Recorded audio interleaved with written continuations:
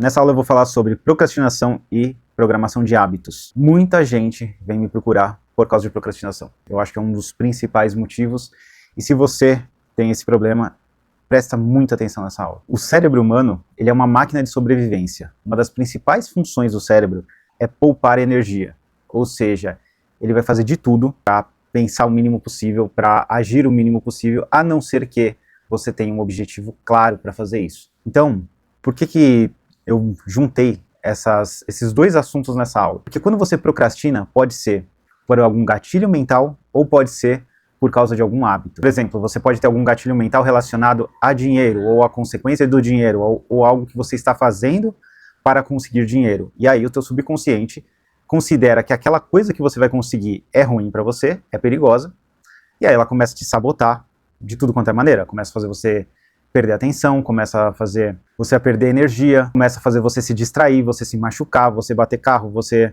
enfim, perder o que você precisa para alcançar aquele objetivo.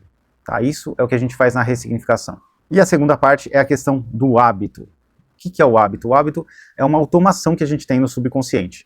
Vamos supor, você escova os dentes todo dia de manhã, pelo menos eu espero que você faça isso. Depois que você fez isso uma série de vezes, você não precisa pensar mais, você não precisa gastar mais energia, porque as sinapses cerebrais vão estar formadas, então você consegue levantar, fazer e não gastar tanta energia. Ou seja, basicamente você aprendeu. Quando você vai aprender alguma coisa nova, normalmente você gasta mais tempo, você gasta mais energia e você fica mais cansado. Ou quando você vai aprender a dirigir, primeiro você tem que pensar muito, o que eu faço agora?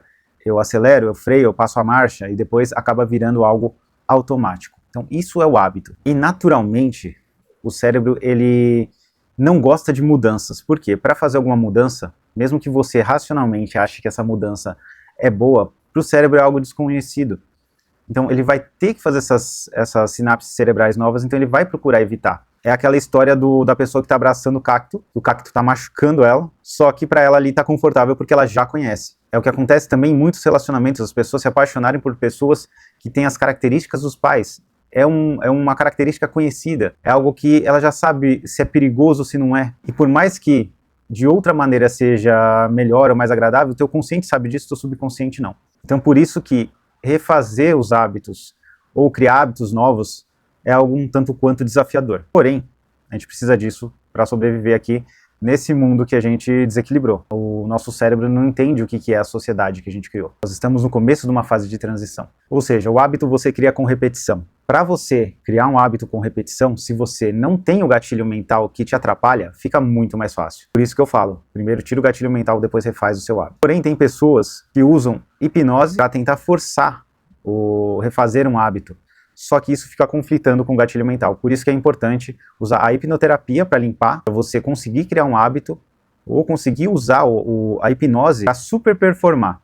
Se você não faz nessa sequência que eu te falei, vai acontecer que você vai procurar usar a hipnose para melhorar o seu desempenho nas tarefas que você tem e vai ficar brigando com os gatilhos emocionais aqui. E é o que acontece com os remédios.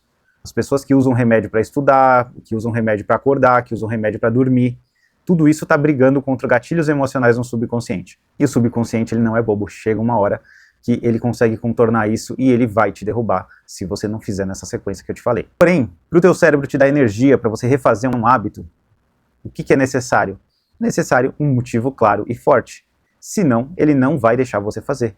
Motivação, um motivo para você fazer alguma ação, para você gerar alguma ação.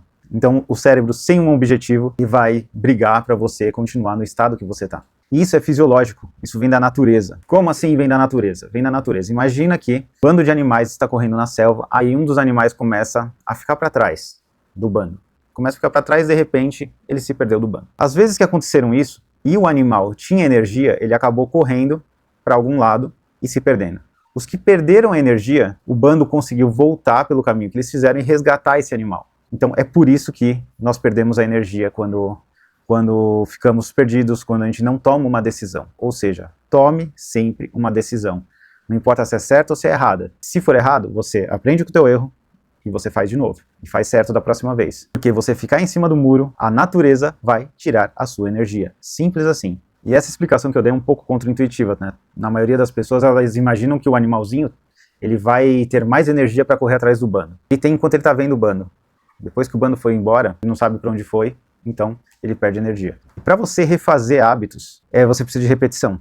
E uma coisa que eu faço, que eu uso muito, é a agenda do celular.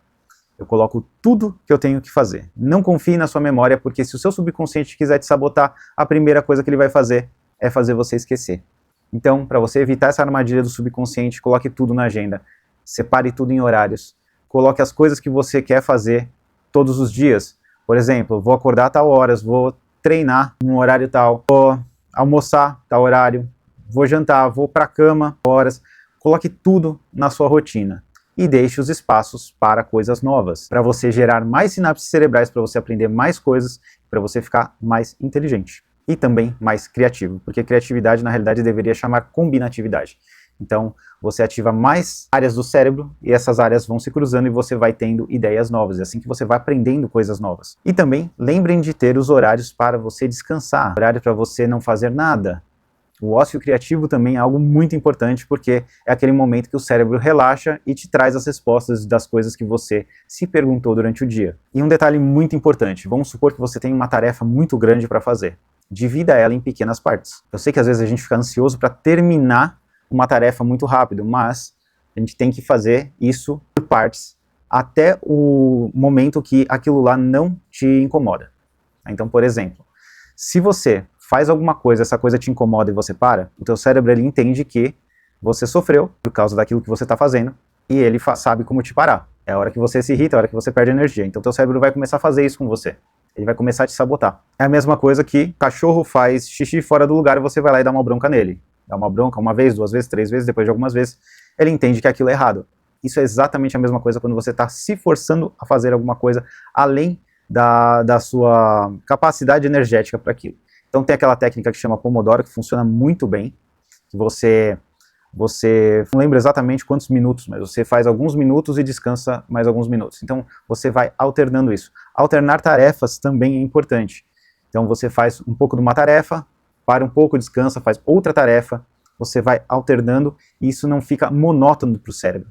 Monótono é quando uma pessoa fala num mesmo tom, e aí você começa a perder energia, você começa a desligar. Então se você alternar tarefas, você alterna os estímulos do cérebro, você consegue performar muito melhor. E o mais importante, você deu um passo em direção àquela coisa que você está fazendo, você precisa comemorar, você precisa trazer alegria, energia, alguma coisa boa para o seu subconsciente. Nem que seja comemorar sozinho, ou comemorar com alguém, dar um high five, enfim, fazer algo que estimule a tua dopamina. Por quê? Porque aí é a mesma coisa que você está treinando o cachorrinho para fazer uma coisa certa. O cachorro fez uma coisa certa, você vai lá e dá um biscoito.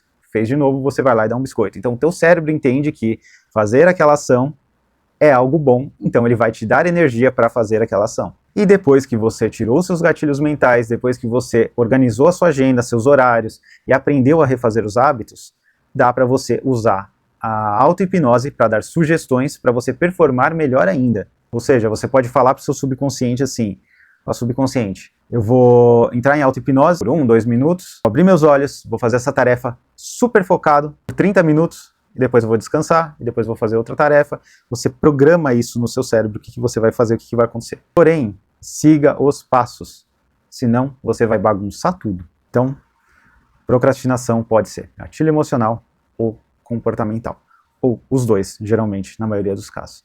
Então, se atente a esses detalhes, perceba essas coisas, anote tudo que eu falei, que eu tenho certeza que a tua vida vai melhorar e vai melhorar muito.